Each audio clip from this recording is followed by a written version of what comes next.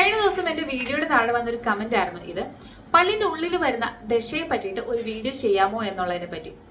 പല്ലിനുള്ളിൽ വരുന്ന ദശയെ നമ്മൾ pulp polyp അഥവാ ക്രോണിക് ഹൈപ്പർപ്ലാസ്റ്റിക് പൾപ്പൈറ്റിസ് എന്നാണ് പറയുന്നത്. ഇത് നമ്മുടെ പൾപ്പ് ടിഷ്യൂ അഥവാ നമ്മുടെ പല്ലിന്റെ മജ്ജഭാഗത്ത് വരുന്ന ഓവർ ഗ്രോത്ത് ആണ്. പോളിപ്പ് എന്നുള്ള വാക്കിന്റെ അർത്ഥം തന്നെ ടിഷ്യൂവിന്റെ ഓവർ ഗ്രോത്ത് എന്നുള്ളത് തന്നെയാണ്.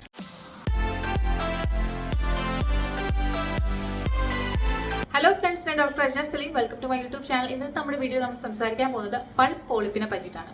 പല്ലിന്റെ ഉള്ളിൽ വരുന്ന ഇതുപോലുള്ള ദശ എന്താണ്, ഇതിനു വേണ്ട ട്രീറ്റ്മെന്റ് എന്തൊക്കെയാണ്, ആരിലെല്ലാമാണ് ഇത് കോമൺ ആയിട്ട് കാണുന്നത്, എപ്പോഴാണ് ഇതിന് ട്രീറ്റ്മെന്റിന്റെ ആവശ്യമുള്ളത്, ഇതിനെ പറ്റിയിട്ടൊക്കെ ഡീറ്റെയിൽ ആയിട്ട് നമുക്ക് ഈ വീഡിയോയിൽ അറിയാം. എന്റെ പല വീഡിയോയിലും ഞാൻ പറഞ്ഞിട്ടുണ്ട്, പല്ലിന് പ്രധാനമായിട്ട് 3 ലെയറുകളാണുള്ളത്. അതിൽ ഏറ്റവും പുറമെ ഇനാമൽ, രണ്ടാമതായിട്ട് ഡെന്റൈൻ, അതിന്റെ ഉള്ളിലായിട്ട് മജ്ജയുടെ ഭാഗം, അതായത് പൾപ്പ് എന്ന് പറയുന്ന ജീവനുള്ള ഭാഗം. ഈ ഭാഗത്തുണ്ടാകുന്ന ഇൻഫ്ലമേഷൻ ആണ് പലപ്പോഴും പൾപ്പ് പോളിപ്പിൽ കൊണ്ടെത്തിക്കാറുള്ളത്. സാധാരണ രീതിയിൽ ഒരു പോഡ് ഡീപ്പായി പോയി ഇനാമലും ഡെന്റൈനും കഴിഞ്ഞ് പൾപ്പിലെത്തി കുറെ കാലമായിട്ട് ഇൻഫെക്ഷൻ ആയിട്ട് നിൽക്കുകയാണെങ്കിൽ ഇത് പൾപ്പ് പോളിപ്പായിട്ട് മാറാനുള്ള സാധ്യതയുണ്ട്. എന്നാൽ നല്ലൊരു ശതമാനം പേഷ്യന്റിലും ഇത് പൾപ്പ് പോളിപ്പ് ആവാറില്ല. അതിനു പകരം പൾപ്പ് നശിച്ചു പോകാറാണുള്ളത്.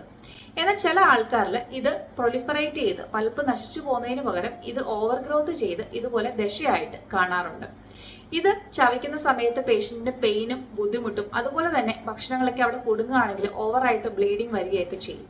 അപ്പൊ ഇങ്ങനെ നിങ്ങൾക്ക് പൾപ്പ് പോളിപ്പ് ഉണ്ടെങ്കിൽ തീർച്ചയായിട്ടും ഡെന്റിസ്റ്റിനെ കണ്ടിട്ട് വേണ്ട ട്രീറ്റ്മെന്റ് എടുക്കാൻ വേണ്ടിയിട്ട് ശ്രദ്ധിക്കുക. ഇനാമലിൽ പോഡ് തുടങ്ങുമ്പോൾ തന്നെ നമുക്ക് അറിയാൻ സാധിക്കും പല്ലിൽ ചെറിയ രീതിയിൽ ഭക്ഷണമൊക്കെ കുടുങ്ങാൻ തുടങ്ങും. ഇത് ഇഗ്നോർ ചെയ്യുന്നതോടുകൂടി കുറച്ചും കൂടി ഡീപ്പർ ലെയർ ആയിട്ടുള്ള ഡെന്റൈനിൽ പോടെത്തുന്നു. ഡെന്റൈനിൽ പോടെത്തുന്നതോടുകൂടി ആ പല്ലിന് ചെറുതായിട്ട് സെൻസിറ്റിവിറ്റി ഒക്കെ തുടങ്ങുന്നു. ഇതും നമ്മൾ ഇഗ്നോർ ചെയ്യുകയാണ്. ഇതിനും ഫില്ലിങ്ങും ട്രീറ്റ്മെന്റ് ഒന്നും ചെയ്യാതിരിക്കുമ്പോൾ ഇത് പൾപ്പിന്റെ ഭാഗത്ത് അഥവാ മജ്ജയുടെ ഭാഗത്ത് എത്തുന്നു. ഇവിടെ എത്തുമ്പോഴേക്കും പല്ലിന് പെയിനും ഇൻഫെക്ഷനും സ്റ്റാർട്ട് ചെയ്യുന്നു. പല്ലിന്റെ ജീവനുള്ള ഭാഗമാണ് പൾപ്പ്. അതുകൊണ്ട് തന്നെ അവിടെ ഇൻഫെക്ഷൻ എത്തുമ്പോൾ സഹിക്കാൻ വയ്യാത്ത വേദന സ്റ്റാർട്ട് ചെയ്യും. പലപ്പോഴും ഈ ഇൻഫെക്ഷൻ വരുമ്പോൾ പൾപ്പ് നെക്രോട്ടൈസ് ചെയ്തിട്ട്, അതായത് പൾപ്പ് നിർജീവമായിട്ട് തനിയെ നശിച്ചു പോകാറാണുള്ളത്. എന്നാൽ ചില ആൾക്കാരിൽ ഇത് നശിച്ചു പോകാതെ പ്രൊലിഫറേറ്റ് ചെയ്യും, അതായത് ഇത് ഓവർ ഗ്രോത്ത് ആയിട്ട് വളരാൻ തുടങ്ങും. അങ്ങനെ വളർന്ന് ഇതുപോലെ ദശയായിട്ട് നമുക്ക് പല്ലിൽ നിന്ന് നോക്കുമ്പോൾ തന്നെ കാണാൻ സാധിക്കും. പിങ്ക് നിറത്തിലോ അല്ലെങ്കിൽ ചുമന്ന നിറത്തിലോ ഒക്കെ ഇതുപോലെ പല്ലിനുള്ളിൽ ദശ പോലെ ഇങ്ങനെ വളർന്നു നിൽക്കുന്നത് കാണാൻ സാധിക്കും. നല്ല രീതിയിൽ ബ്ലീഡിങ് കാണിക്കുന്ന ഒരു ഗ്രോത്ത് ആണ്. അതായത് നമ്മൾ ഭക്ഷണം കൊണ്ട് താങ്ങുവാണെങ്കിലോ അല്ലെങ്കിൽ ബ്രഷ് ചെയ്യുമ്പോൾ ആ ഭാഗത്ത് കൊള്ളുവാണെങ്കിലൊക്കെ നല്ല രീതിയിൽ ബ്ലീഡിങ് വരാനുള്ള സാധ്യത ഉണ്ട് ഈ പൾപ്പ് പോളിപ്പിൽ. ദീർഘകാലമായിട്ട് ട്രീറ്റ്മെന്റ് ഒന്നും ചെയ്യാതെ ഇരിക്കുന്ന കേടായിട്ടുള്ള പല്ലുകളിലാണ് പ്രധാനമായിട്ടും പൾപ്പ് പോളിപ്പ് വരാറുള്ളത്. പെയിനും ഇൻഫെക്ഷനും ഒക്കെ ഉണ്ടായിരുന്നിട്ടും കുറച്ചു കാലത്തേക്ക് മെഡിസിൻ ഒക്കെ കഴിച്ച് സബ്സൈഡ് ചെയ്തു, പക്ഷെ അതിന് ട്രീറ്റ്മെന്റ് ഒന്നും എടുക്കാതെ ഇരിക്കുന്ന ആൾക്കാരിലാണ് പൊതുവെ പൾപ്പ് പോളിപ്പ് വരാറുള്ളത്. അതായത് പല്ലുവേദന വന്നു, അപ്പൊ വേദനയുടെ മരുന്ന് കഴിച്ചു, കുറച്ച് ദിവസത്തേക്ക് ആശ്വാസം കിട്ടി, പിന്നെ അതിന്റെ റൂട്ട് കനാലോ അല്ലെങ്കിൽ അതിന് വേണ്ട ട്രീറ്റ്മെന്റ് ഒന്നും ചെയ്യാതിരിക്കുന്നവരിലാണ് പൊതുവെ പൾപ്പ് പോളിപ്പ് അഥവാ പല്ലിനുള്ളിൽ ഈ ദശ വളരുന്നത് കാണാറുള്ളത്. ആർക്കാണ് പൾപ്പ് പോളിപ്പ് ഉണ്ടാകുന്നത്? പ്രധാനമായിട്ടും കുട്ടികൾക്കും യങ് ഇൻഡിവിജ്വൽസിനുമാണ് കൂടുതലായിട്ടും കാണാറുള്ളത്. അതായത് ചെറുപ്പക്കാരിലുമാണ് കൂടുതലായിട്ടും പൾപ്പ് പോളിപ്പ് കാണാറുള്ളത്. പൊതുവെ അണപ്പല്ലുകളിലാണ് ഇത് വരാറുള്ളതെങ്കിലും ഇപ്പൊ ട്രോമയാണ്, അതായത് പല്ല് ഇടിച്ച് പൊട്ടിയിട്ടൊക്കെയുള്ള കേസിലാണെങ്കിൽ മുൻവശത്തെ പല്ലുകളിലും ഇത് വരാനുള്ള സാധ്യതയുണ്ട്. അതുപോലെ തന്നെ ക്രോണിക് ആയിട്ട് ദീർഘകാലമായിട്ട് ഇൻഫെക്ഷൻ ആയിട്ടിരിക്കുന്ന മുൻവശത്തെ പല്ലുകളിലും വരാൻ സാധ്യതയുണ്ട്. പക്ഷെ എന്നിരുന്നാലും കൂടുതലായിട്ട് കാണുന്നത് അണപ്പല്ലുകളിൽ തന്നെയാണ്. എന്തുകൊണ്ടാണ് കുട്ടികളിലും യങ്സ്റ്റേഴ്സും അതായത് ചെറുപ്പക്കാരിലും ഇത് കൂടുതലായിട്ട് കാണുന്നത് എന്നുള്ളത് അറിയാമോ? പ്രധാനമായിട്ടും ഇവർക്ക് ഇമ്മ്യൂണിറ്റി കൂടുതലായിരിക്കും. അതുപോലെ തന്നെ ടിഷ്യൂ റിയാക്ടിവിറ്റിയും റെസിസ്റ്റൻസും ഒക്കെ കൂടുതലാണ് ഇവർക്ക്. അതുകൊണ്ട് തന്നെ പെട്ടെന്ന് ശരീരം ഇതിനെതിരെ പ്രവർത്തിച്ചിട്ട് നെക്രോട്ടൈസ് ചെയ്ത് പോകുന്നതിന് പകരം, അതായത് നശിച്ചു പോകുന്നതിന് പകരം പൾപ്പ് പ്രൊലിഫറേറ്റ് ചെയ്യാനാണ് ഇവരിൽ ചാൻസ് കൂടുതൽ. പിന്നെ മാത്രമല്ല നമ്മുടെ കുട്ടികളിലൊക്കെ ആണെങ്കിലും പൂർണ്ണമായിട്ട് പല്ല് വെളിയിൽ വന്നിട്ടുണ്ടെങ്കിലും പല്ലിന്റെ വേരിന്റെ വളർച്ച പൂർത്തിയായിട്ടുണ്ടാവില്ല.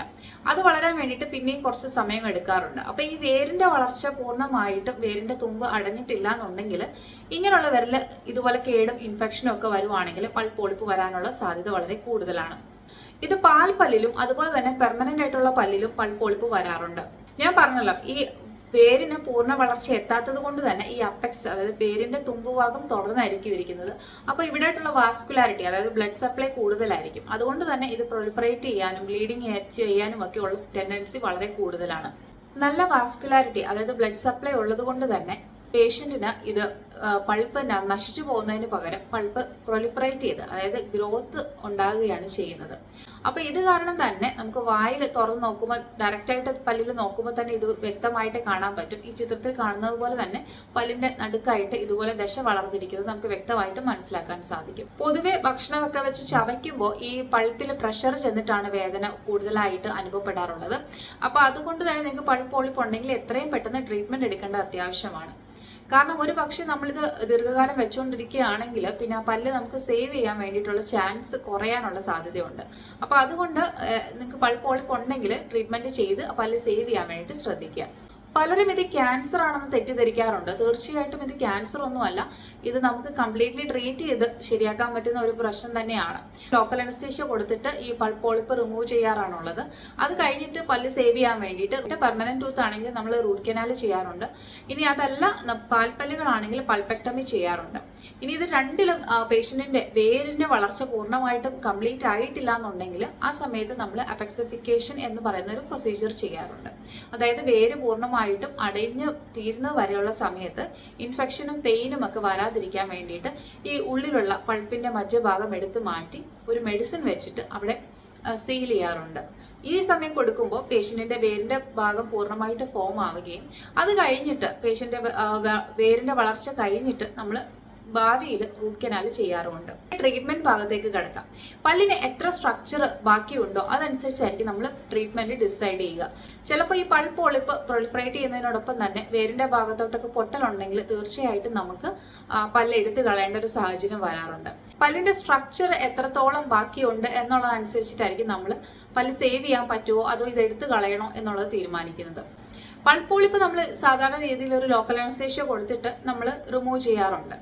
അത് കഴിഞ്ഞ ശേഷം നമുക്ക് പല്ല് സേവ് ചെയ്യാൻ വേണ്ടിയിട്ട് നമുക്ക് റൂട്ട് കനാലോ അല്ലെങ്കിൽ പൾപ്പെക്ടമിയോ ചെയ്യേണ്ടി വരും.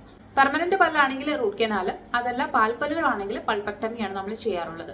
ഇനി റൂട്ടിന്റെ ഫോർമേഷൻ, അതായത് വേരിന്റെ ഫോർമേഷൻ പൂർണ്ണമായിട്ട് കംപ്ലീറ്റ് ആയിട്ടില്ല എന്നുണ്ടെങ്കിൽ നമ്മൾ ചെയ്യുന്നത് ഈ പൾപ്പ് പോളിപ്പ് റിമൂവ് ചെയ്യുക.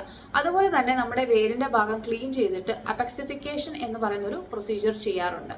അതായത് നമ്മൾ ഈ വേരിന്റെ അകത്തുള്ള ഇൻഫെക്ഷൻ എല്ലാം എടുത്ത് മാറ്റി ക്ലീൻ ചെയ്തതിനു ശേഷം വേര് പൂർണ്ണമായിട്ട് ഫോം ആയിട്ട് വേരിന്റെ അഗ്രഭാഗം അടയാൻ വേണ്ടിയിട്ട് ഉള്ള സമയം നമ്മൾ കൊടുക്കും.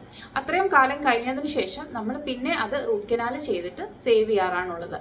അപ്പോൾ പൾപ്പ് പോളിപ്പ് ഉണ്ടെങ്കിൽ തീർച്ചയായിട്ടും ഡോക്ടറിനെ കണ്ടിട്ട് ട്രീറ്റ്മെന്റ് എടുക്കാൻ വേണ്ടിയിട്ട് എല്ലാവരും ശ്രദ്ധിക്കുക.